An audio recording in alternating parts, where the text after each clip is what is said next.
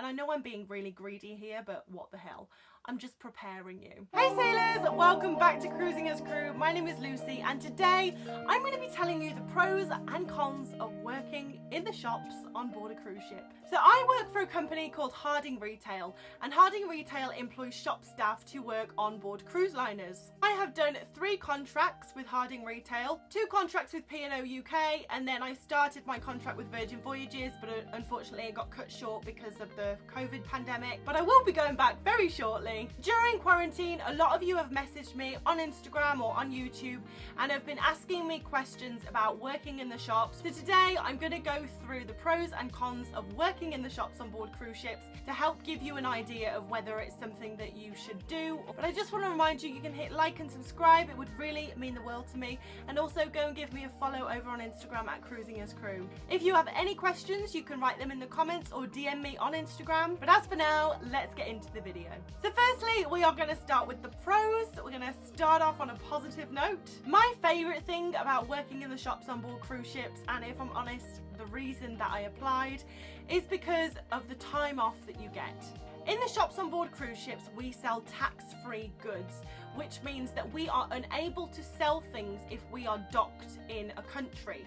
We can only sell these tax-free items when the ship is at sea, which means that there's absolutely no point the shops opening when the ship is in port because we can't sell anything. So this means that us shop staff pretty much get all day off when the ship is in port, and then when the ship sets sail in the evening, the shops open and are open till about 12 o'clock at night. But this suits me fine because, I mean, what else would you do? The ship's at sea.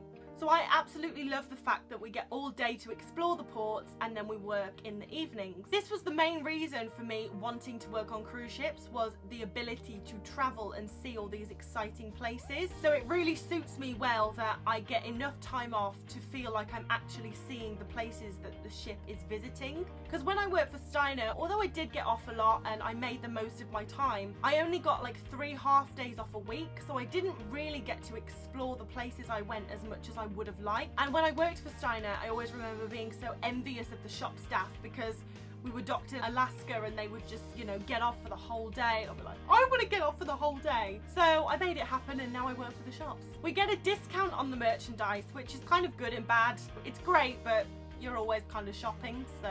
As a Harding employee, we get 30% off the merchandise, off anything, unless it's like diamonds or like a Tag Heuer watch or something. But it's perfect when you're going home and you need to buy like presents for all your friends and family. With Harding, I do a 6-month contract, which is less than a lot of other departments, but it's also more than other departments.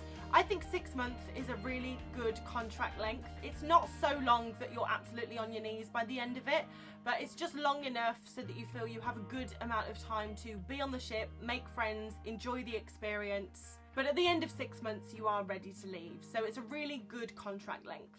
After your first contract with Harding, you get to choose what ship you go on next. So my first ship was P&O Oceania, and then for my second contract, I chose to go back to that ship because I loved it so much.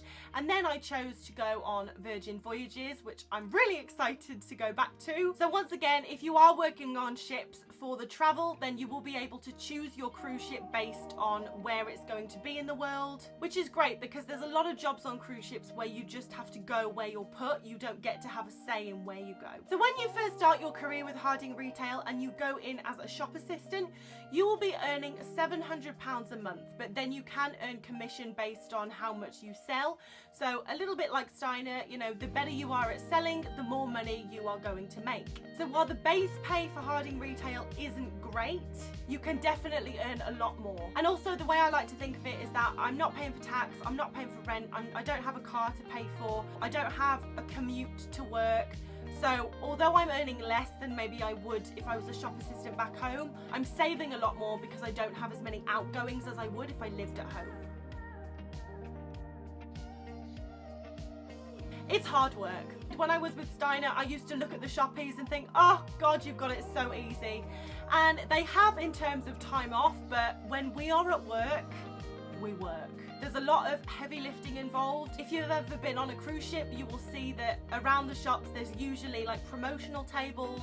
So every shift we have to set those promotional tables up and then pack them down at the end of the night. There's a lot of cleaning involved. There's a lot of biting your tongue and being patient with the passengers. A lot of stock checks involved, counting. There's a lot of deliveries. Depending on where you are in the world, pretty much every embarkation day you will have a delivery of stock, and you have to put price tags on all the stock, make sure all the stock is registered. But I have gone into a lot more detail about all of this in another video I made about working for Harding in the shops on board cruise ships. So I'm going to link that video down below and you can go and have a look at that after this video. Now at the beginning I said the pro was that you get all day off and then you are working at night when the ship is at sea. Now I would not change this for the world. I think this is the best way.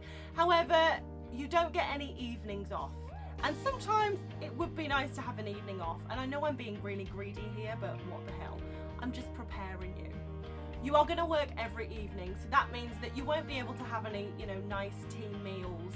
You probably won't go to shows. On my last contract, I think in the 6 months I was on board, I went to 2 shows. You won't be able to go to any of the evening entertainment. The crew parties, you're gonna arrive late because you finish work later than everyone else. But actually that's kind of a good thing because you arrive to the party when it's getting good rather than getting there and waiting for it to warm up. So that's not a bad thing. But it's just something to be aware of. You will work every evening. So don't go on the ship expecting to have nice meals, be able to see all the shows, because you'll be working. That is my video on the pros and cons of working for Harding Retail and working in the shops on board cruise ships. If you do want to know more about this subject, then as I said, I'm going to link my Harding Retail video down below and you can go and check that out now. Or you can check out these 2 videos here. But either way, thank you so much for watching this video. I really appreciate it, and I will see you in the next one.